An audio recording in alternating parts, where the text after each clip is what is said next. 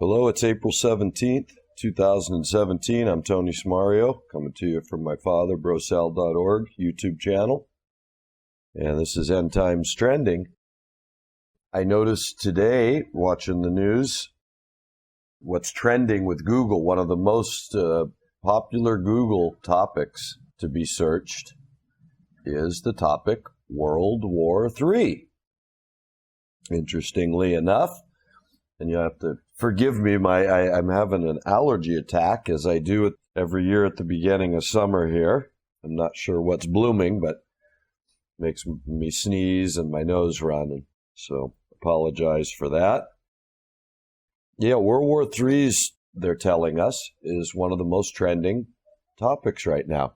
And so I want to use this opportunity to bring people's attention again and again to what I feel is the most relevant insight that I can provide with regard to geopolitical commentary, and that is to point back to some of our great researchers of the past, whether you go back to, Eustace Mullins or Anthony Sutton or Norman Dodd or John Taylor Gatto or John Judge or G. Edward Griffin. There's all the way back to like Ezra Pound. You get this lineage of people who have been seeing behind the curtain and trying to fill in the blanks the best they can. And that story is completely ignored. And what I want to bring people's attention to today is it's irrelevant in the modern narrative. They talk about Russian aggression, but nobody, whether it's from the left wing or the right wing side of it, bothers to bring up Anthony Sutton's work, which clearly was demonstrating that while we were talking about China and Russia being a future threat, while we were fighting a war in Vietnam against a Russian-supplied enemy, Anthony Sutton was pointing out that we were providing, through our financing agents and our industry, we were providing the technology and financing needed for Russia and China to keep up.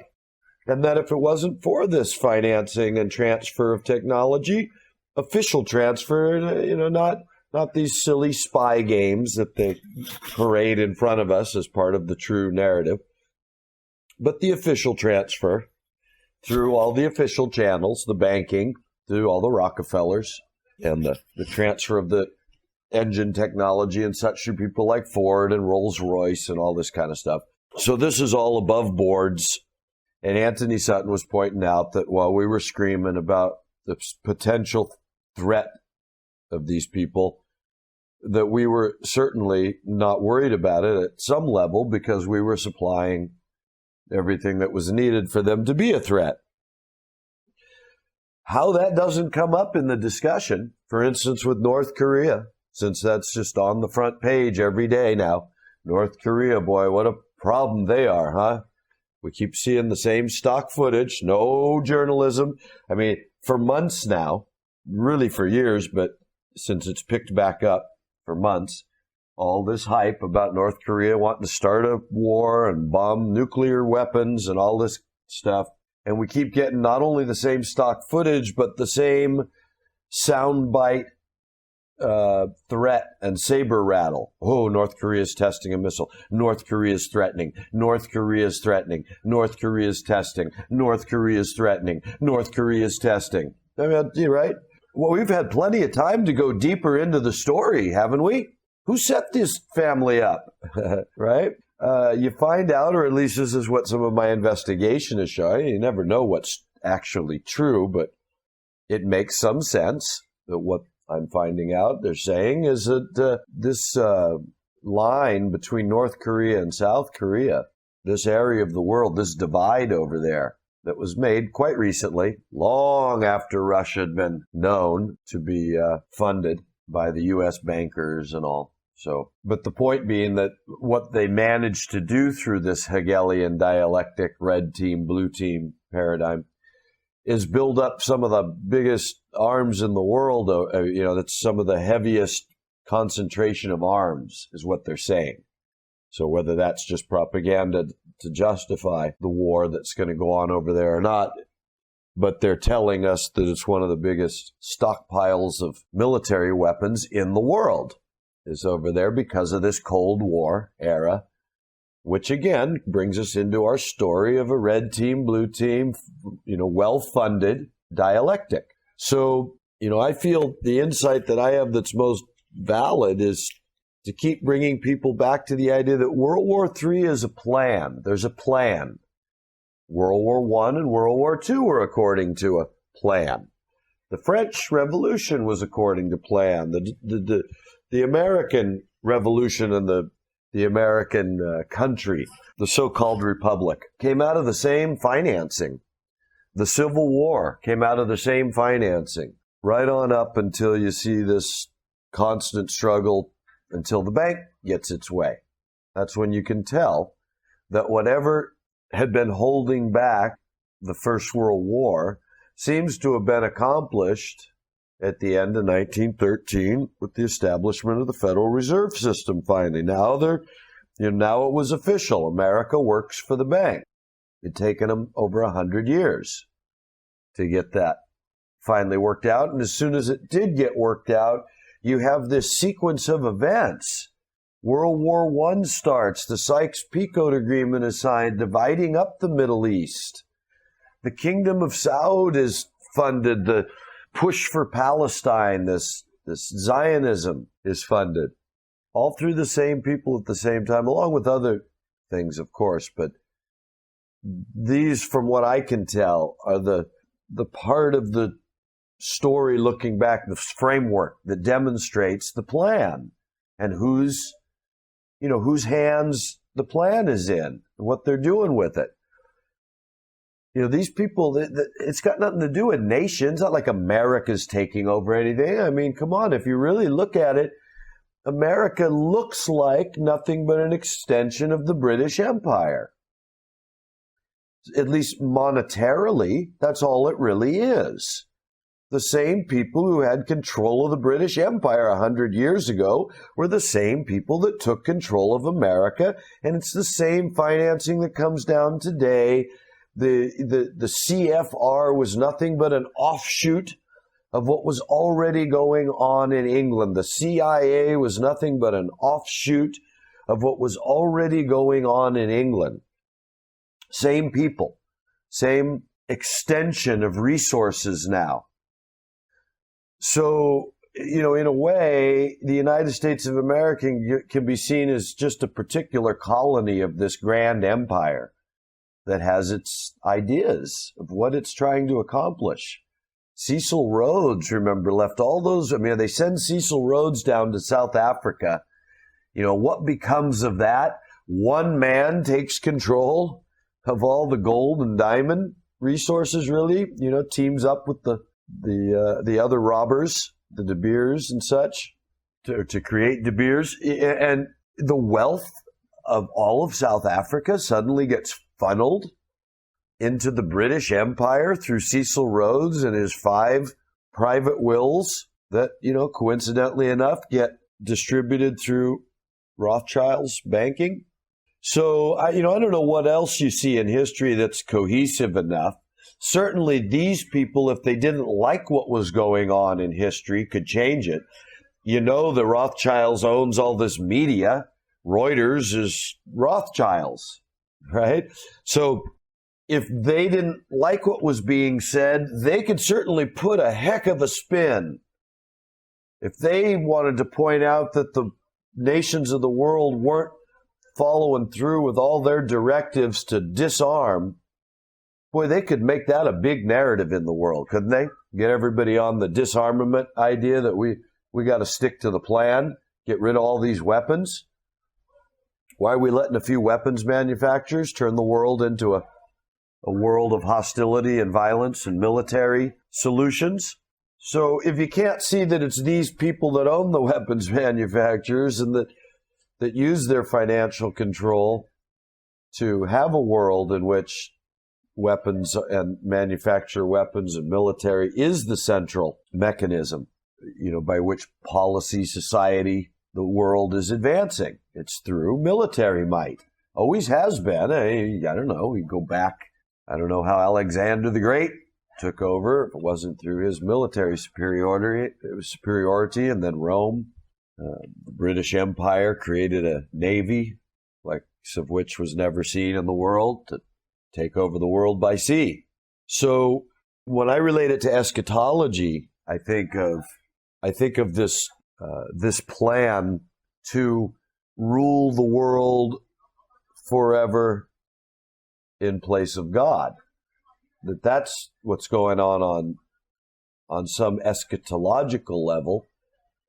And if the prophecies are coming from a place beyond space and time, right? If the spirit world beyond space and time, where all time is ever present, is the source of the prophecies, it would indicate why they're so accurate. No matter what kind of crazy symbology or allegory they're presented in, there's an absolute accuracy to it because, if we're right about this dimensional existence or any sort of metaphysic that includes, God, place where all time is ever present, well, then it's easy to see why, from that perspective, everything is simply happening.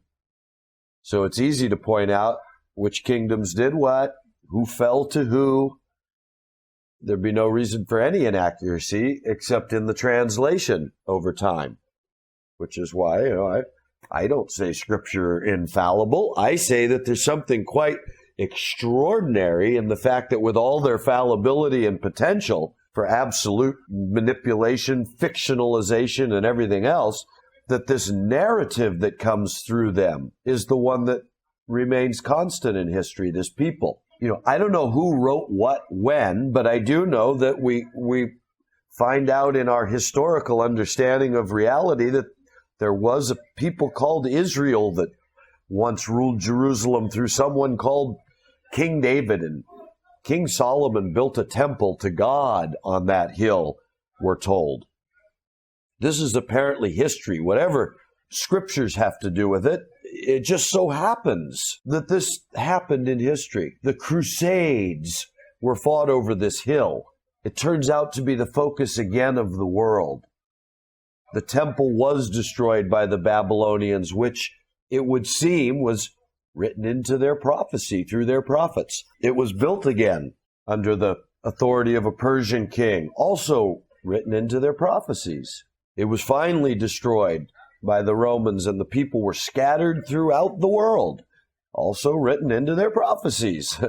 And then now you have them claiming that God's brought them back. Why? Well, damn, it's written into these ancient prophecies. All this stuff that is really hard to explain is simply being a bunch of tampered with, manipulated, fictionalized. The scriptures were all written by priests to control the people. Well, it's so interesting that this narrative is played out over history of these Israelites coming out of Egypt and then taking over this promised land and building a temple in Jerusalem and then having that destroyed by the Babylonians, being taken captive and then being released by the Persians to rebuild the temple, and then having that destroyed at the time of the Romans when the Messiah was cut off, but not for himself, as Daniel had said. So, it's just that, wow, all this prophecy, how would you know what to tamper with 2,500 years ago? So you just have to let it play out, most of that stuff. And I say that the astounding thing is that it does play out more accurate than any history book, which we know those are all full of lies and deceptions. Yet we still believe, someone named Constantine ruled an empire called Rome, right?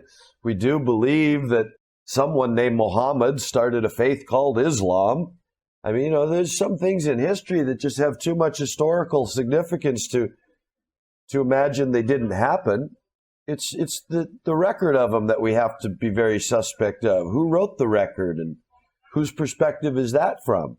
And only when we look at everybody's perspective of the record can we really get an idea. If you talk about the battle for Troy, the Trojans and the Greeks have different visions of how, whose fault it was, or who won what day, perhaps. You know what I mean? Depends on which side you're hearing the story from. But when you hear both sides of the story and you find out on a particular day at a particular place a battle was held, one side claims victory and then so does the other side. Well, you know that you got to wonder who really won, but do you have to wonder that a battle was held? So, the study of history is one that takes a little bit of nuanced reflection into what is part of the lies, as Napoleon said, the history that are the agreed upon lies, and what are the lies, what are the facts in which people are lying about? And so I say one of the facts that nobody talks about is that there's a plan for the next war. It's not going to be a reaction to North Korea. And that probably North Korea is in the news because they've already set that place up for a long time through the Cold War to be a place with a lot of military equipment, so that when the time comes to kill a bunch of Chinese people, to kill a bunch of Japanese people, to kill a bunch of Korean people, well, the weapons are in place, and the reasons are being laid through propaganda into the people's minds, so that we can accept when we say, oh, we had to, drop all these bombs on them to keep them from destroying the world. Whatever the excuse will be at the time. I say the clue is in the fact that they used the Cold War, which we know is a fake, to build up all these weapons over there. And now, coincidentally, 50 years later, North Korea, is threatening the world, where we didn't let Germany do that. We didn't let Japan do that. We didn't let Iran do that. We didn't let Iraq do that. We didn't let Syria do that. We haven't let Russia do that. We find this great American country with all its righteousness, its democracy, and its outstanding military has never allowed anybody to threaten that, at least since World War II, officially. Before that, of course, World War II was brought on purpose, but officially, since World War II, the hegemony of the West has remained unthreatened, and nobody even gets to think about building a weapon that we don't intercept. But see, in this red team, blue team dialectic, like the Cold War, you've got this red team, and you need them to stay strong. So you can't just shut down the red team. So it's all a big game, a big propaganda play. And that's why when you look at, these people that don't care about nations, that's why this idea that global is they just want a one world government. They've had a one world government since they could get France to go to war, make an American revolution. They could get Britain into war. They could send Russia to war. They could bring the Ottoman Empire to ruin 100 years ago, redivide the Middle East, start a Sunni state that would be the source of all radical Islam to keep the Hashemites from getting their caliph that they'd promised them. What kind of one world did the British Empire not have when he sent Cecil Rhodes down to South Africa to consume the wealth of that nation? So I don't buy it. I say these guys already have their one world, and they use nations to their benefit. You see the way they set up their 3-nation states, with London being the banking center, which, from what I understand, it still is. It's not New York. It's not Beijing or Hong Kong or Japan.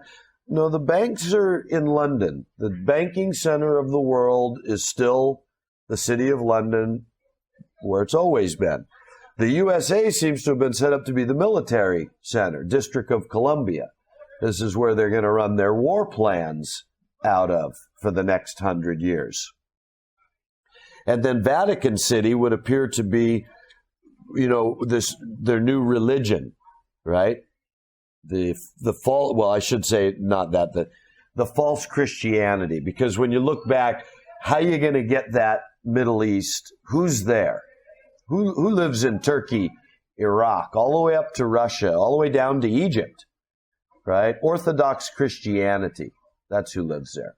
And Islam, who also believes Jesus is the Messiah. So you got this whole world full of basically Christianity of some sort. And so how you going to go to war against that except to claim your own Christianity? Catholicism, the Roman Catholic Church, the Jesuit order. I'm not sure where that became fighting the anti-Catholic, the Protestant movement. Of course, that's what the Jesuit order was started to do. But where that fight became having to control the rest of the world as well. You look at around 1823, it said that the Rothschilds banks were given the Vatican's fortunes to distribute or whatever, to invest. And people want to play that like, oh, that makes the Rothschilds number one. Well, wait a minute. If I'm the billionaire and I choose somebody to invest my billions, who's the billionaire here? Who's the worker and who's the investor? So it seems to me that if that's really the case, and the Catholic wealth that had been built up by, stealing the wealth of Europe for centuries, was then turned over to the Rothschild Bank, it was in furtherance of this plan that comes through the Jesuit order that had to do with putting down, I think, true Christianity had to be part of this. Anyone that would question their false, sun worship version that comes out of Constantine, their pagan worship called Christianity. There must have been quite a backlash, as there still is. But you can imagine in the days when people still, remotely, meaning without this mass media to tell you what the newest discovery was. You just kept believing in this gospel that you had for a long time about this simple Jesus of Nazareth. And then along comes a Roman Catholic Church and tells you about all these saints and about all these praying to a pope that's infallible and is going to confession and all these things you never found in your scripture. You never seen any of that. You never heard these stories. So at some point you have a problem when you're trying to paganize Christianity from the very beginning. You have a problem with whatever Christianity still exists. And so I don't doubt that the whole bringing about of the Rothschilds banking and the plan and the world wars, when you see what's come out of them, it's primarily the complete death of Christianity. Real Christianity, Orthodox Christianity, the kind that bred people like Thomas Aquinas or St. Francis of Assisi, people that really believed it.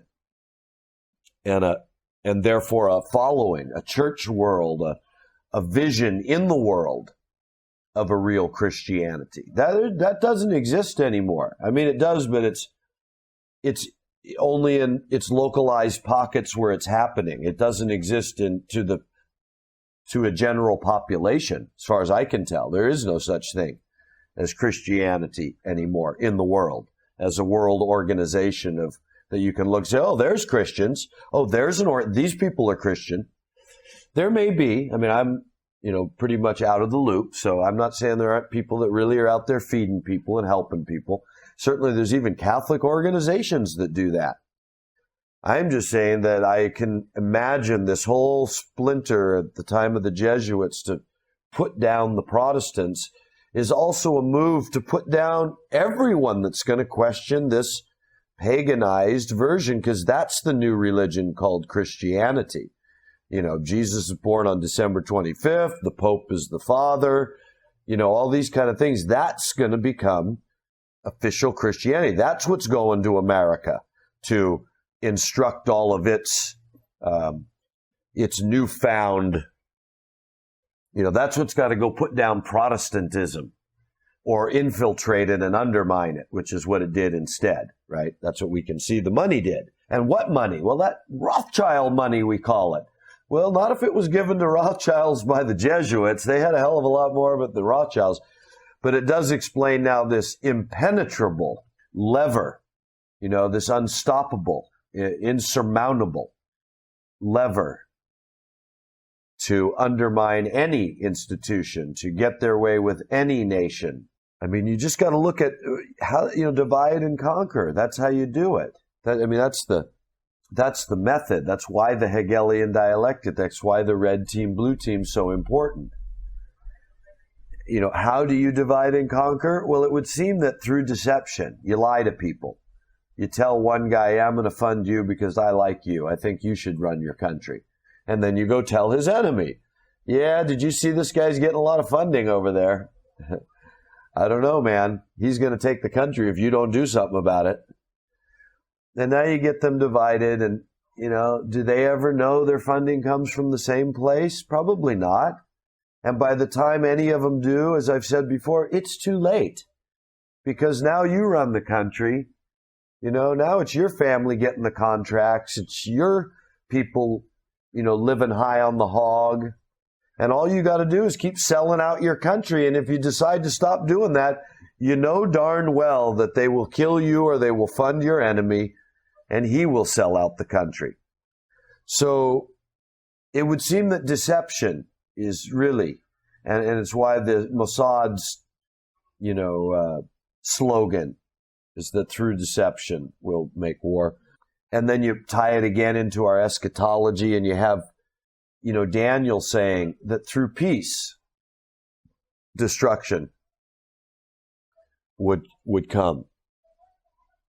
And then Paul saying, when the Jews and Gentiles say peace and safety, sudden destruction comes. So it won't be a long time after they say peace and safety. And that ties into Daniel's prophecy about the 70 weeks. And this final week, and the middle of the week, stopping the sacrifice. So, that all ties together really well. And it hinges on what I believe is this part of the plan for World War III to make peace in the Middle East so that Israel can build this third temple that they want to build. And they can do it with the blessing, the supposed media imposed blessing of those around them. Because, of course, I don't think Iran's going to bite on this one. They know Israel's not, at least their storyline is the one of understanding that Israel is false. And so they can't accept Israel.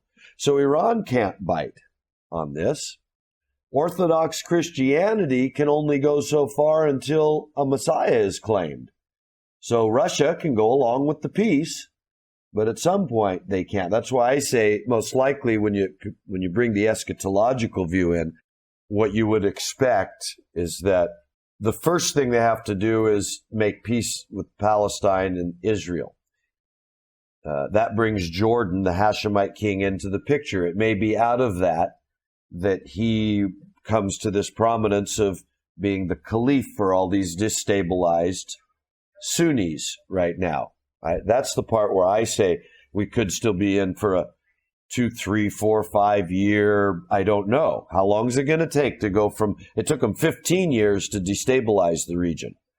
How long now of talking about this peace, bringing up the issues again, sitting down until they finally are able to, go back to the thing that they know is going to be the eventual solution and present it as the worked out deal. Out of that, as I say, it doesn't have to be day one that building the temple's part of that deal. The deal is whatever they call it, the two-state solution most likely between Palestine and Israel, with Palestine getting its own autonomous territory and the territory swaps, the refugee issue, which is what brings Jordan into it originally. It's when this talk of the temple comes up, whether that's part of the original talk or it follows, it will come up, because to get to World War III, you need to build a temple again. Why? Because, well, first of all, Daniel sees this final week, including the stopping of the sacrifice at the altar. So they don't have an altar. So either Daniel is not as accurate as it's proven to be, and it's proven to be probably, the most accurate as far as the number of details that can be demonstrated through Daniel to to have played out in history accurately right up to this day. So, Daniel, it's a tough one to think that Daniel, you're going to forget that Daniel's been so accurate that you're not going to expect that when he says that last week, we'll see the stoppage of the sacrifice on the altar in the middle of it. And so that all fits in with Paul when they say peace and safety, sudden destruction, because they'll be in the middle of saying peace and safety when they stop that sacrifice. Now, as I've said, you also have this prophecy about the two witnesses of Revelation that for 3.5 years.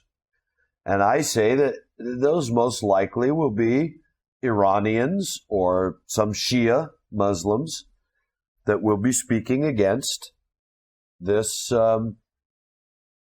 peace plan with Israel, and that they're able to shut up the heavens and call plagues down, like in the days of Moses, it says. So they're going to be quite the terrorists in the world for 3.5 years.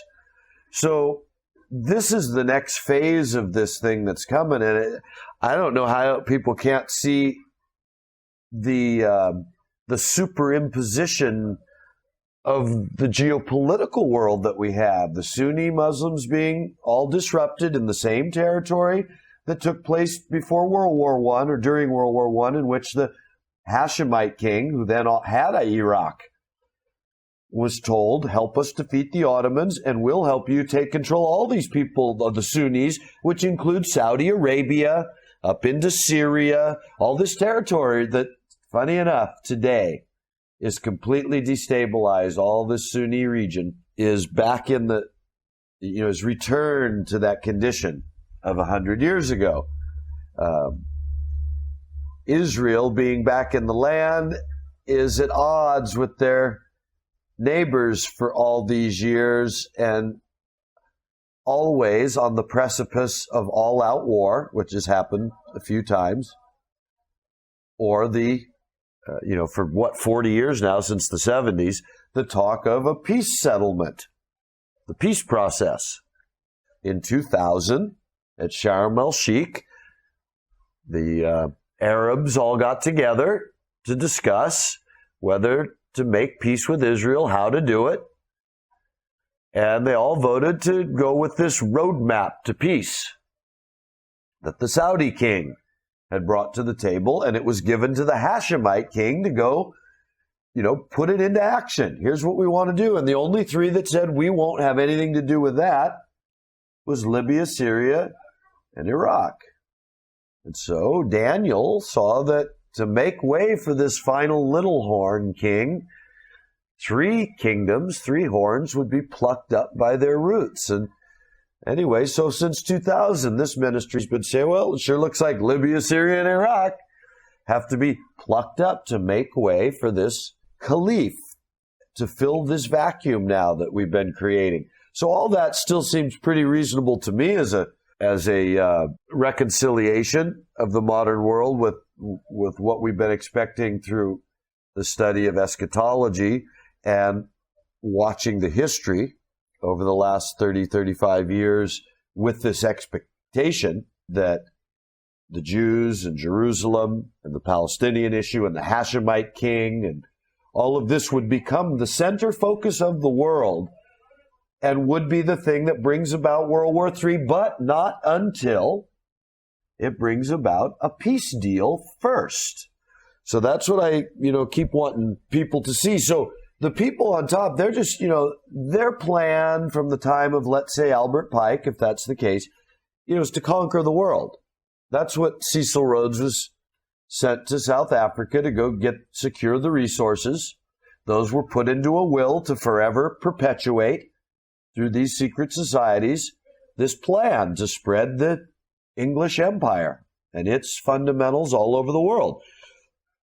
And so that's what has been going on, and America can be seen, the United States of America, as simply a colonization of that and a tool, if you will. The United States of America, the great tool, which is why I said it's never been actually turned into anything great.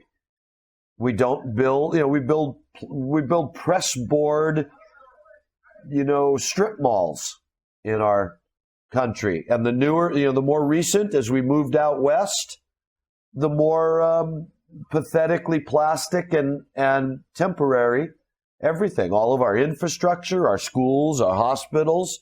We don't build anything to last. The richest people in the world. And they build stuff like they know that the United States of America is just a temporary tool that's meant to be, swept under the rug and started again. And that's why they come out with their Agenda 2030 and all this kind of stuff. Because this is really, they don't mind showing each other what their think tanks have determined. Here's what we're going to do. The people can't do anything about it. That's why I imagine that eventually the United States will be turned into a big national park after the war. They're not going to round people up, all the 350 million Americans that are alive now, and put them in concentration camps and feed them and house them and just slaughter them. And come on, that doesn't make any sense when you can just let your war destroy most of them, and your famines and your earthquakes and your volcanoes and your everything you've learned how to do, all your diseases. I just watched that movie Inferno. I haven't been so disappointed in a movie in a long time. Tom Hanks, Ron Howard film. My God, what a Hollywood. I mean, it was hard to sit through all 2 hours. It was so boring, so pathetically predictable, such transparent characterizations, such transparent programming. But boy, oh boy, they sure don't mind pushing that message that it's human population that's the problem, right? And that whether you want to consider it crazy or not, the answer is really wiping out lots of the population so that when the Black Plague comes along naturally, we can praise it. So anyway, deception, I think, is how you'd have to figure they're going to divide and conquer. You have to use deception. And so who are you going to conquer, right? Everybody? Well, you need allies. So I say that when you look at this bigger story, who you got to conquer, what's the big story about? Well, God has this story that's got to do with this Israel that came out of Egypt and conquered the Holy Land, and they built a temple in Solomon, and they were going to reign the world forever, but they didn't make God happy. So God took them out of there. But it says God's going to bring them back, and they are going to rule the world forever from that mountain. So that would seem to be the story you want to fulfill. I mean, if you're going to conquer the world, that's what you got to do. You got to rule the world forever from that mountain, then you're God. There's no bigger story in the world than the one in which a people who already supposedly ruled the world 3,000 years ago are destined to rule the world again. So you conquer God's story, how? Well, they write the Talmud, ultimately. I mean, I'm blending together a lot of storylines into a very general here so I can get this finished today. But I say you do it in this overarching idea by writing your own story about God's people and how all the goyim are to be killed. Now, that Talmud, yes, was written long before this modern version of, say, Rothschild's plan. So that's why I say don't take what I'm saying to be direct, like a linear relationship. What I'm saying is if you're talking about a spirit behind all this trying to get something done, ultimately what you're trying to get done is take over the story that seems to be the one in the world that points toward ruling the world forever. They did it once, and it's written that they'll do it again. So that's the story you got to get over. And way back in the beginning when you're the Jews, the problem is that the story says God doesn't like you. He doesn't like the way you operate. He's already threatened through Moses to blot your name out. And now he says through Hosea, he's going to scatter you and you'll not be known as his people. And it says, as we read in Zephaniah, a remnant, survivors will be brought back to the land. Well, that's not how you want it to go down in history. So you write the Talmud to say that, of course, everybody else is but is but fodder for the Jewish cannon, that God shooting the Jewish cannonball out there into the world is what really matters, and that pretty much as long as you're on that side, you're on the winning team, and everybody else is just really there to be like animals, subdued. So that's the Talmud, see? Whole different narrative for the Jews. And then who else do you have to conquer? Well, God's people, the people that actually follow the true story of Moses that leads to the true story of Messiah, right? So you've got to conquer those people. So what do you see in this plan the last 100 years but the absolute destruction of Christianity to make way for this setting up your temple? But that was all paved the way for all the way back to Constantine under in this idea of a spirit behind all this, right? The Christianity was turned into sun worship in like 300 something AD, a couple hundred years after it had been the original church movement. You think 200 years is a long time. Look what America has become in 200 years. So the church, the official church, had already become that in the first couple of 100 years. They'd become officially pagan worship. Officially. Now, for 1,700 years almost, it's been pagan worship. So now when you get to the last 100 years of this plan, in which the Roman Catholic Church had set up Vatican City now to be the official outpost of official pagan Christianity, now when you get to the last 100 years, what's left to do? Well, we got to get rid of the people that are still, they're not following pagan Christianity. They're still claiming, real Christianity, just like the ones that are still claiming Mosaic Judaism. They're not following this Talmudic Judaism. They're still following Mosaic Judaism. Well, so that's what came the last 100 years. They've killed, I keep hearing the term, 60, 70 million Christians is what this whole Bolshevik revolution, the funding of Russia, really was, that's the result of it. The whole Hegelian dialectic of red team, blue team, communist versus capitalist. That's what you can see they did to set up this final war. But when you look at what they did with the money, they went in and genocidally slaughtered Orthodox Christianity, apparently to the tune of some 60, 70 million people is what we're told. And then, however many Jews they killed during what we call the Holocaust, must have been those Semitic Jews and the ones that weren't, that could be seen to be resisting the Talmudic system. So anyway, that's who, the fight's been against, I think, the conquering, when you look at where the money's gone, at least in this last 100 years, which I say is all toward World War III. World War I and II were just part of getting to World War III because they were all planned. It's like a 3-step process. And each step is part of the whole process. And the third and final step is a culmination of the first 2 steps. And so, to conquer all of the people, what they saw a long time ago and what the foundations put into writing and into practice was getting control of the political system and the education system. And you do that through finance. You finance your people to get in there and have it your way. And eventually you finance all sides so that all the arguments come from you. That way you can steer the population any way you want, so that even on things that you can't get them anywhere near your view, you can still keep them as far away from the most reasonable view that's against your view as possible by funding all sides of the argument, so that they always have a predictable place to go depending on their individual reaction.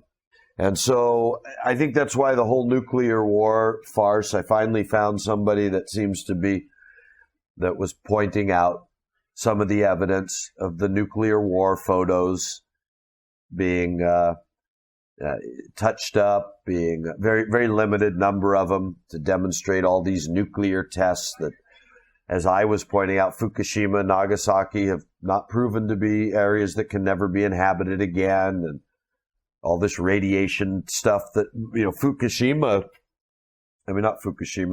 Hiroshima and Nagasaki, and then Fukushima, what happened? Interesting, again, one of these narratives that just drops off the radar. That was going to kill us all some years back. No way to avoid it. Going to kill us all. Now it just drops off the radar. No way to, I don't get it. Why there's not this, like when we went to the Iraq war, every day in the newspapers were keeping the death toll for us, right? How many soldiers have died today or this week or this month, this year? How come we don't have a death toll on the radiation sickness, how it's just spreading and killing, and what zones, how many fish have died, what it's doing to different areas, the way they're having to react to the fallout from Fukushima?